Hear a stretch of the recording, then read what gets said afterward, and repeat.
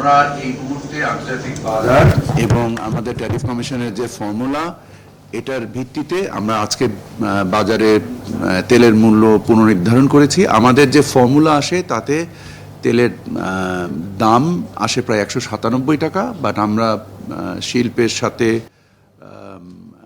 আলোচনার ভিত্তিতে এবং তাদের সাথে একটা সহযোগিতার ভিত্তিতে আমরা 189 টাকায় প্রতি লিটার সয়াবিন তেল আমরা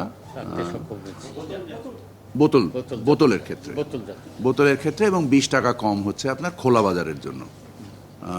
আমরা এটা নির্ধারিত হয়েছে আজকে, এবং আমরা আশা করি আপনারা নিশ্চয়ই জানেন যে আমরা তেলকে বৈচিত্র্যময় করার জন্য আমাদের দেশের মোটামুটি প্রায় 30 লক্ষ টন তেলের একটা চাহিদা আছে। তার মধ্যে প্রায় 7 লক্ষ টন আমাদের স্থানীয় সয়াবিন তেল থেকে আসে।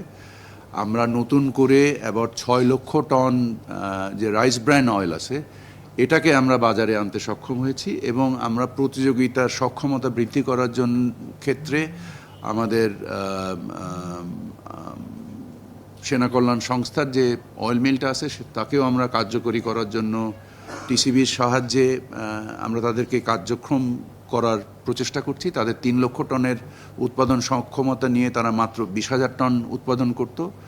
তাদের তেল তারা যেন পূর্ণ মাত্রায় উৎপাদন করতে পারে। এছাড়া আরও দুটো তেল কোম্পানি যেমন গ্লোব অয়েল কোম্পানি, তারাও প্রোডাকশনে বাজারে এসছে, এবং চিটাগংয়ের আর একটা বৃহৎ কোম্পানি নতুন করে আবার বাজারে এসছে।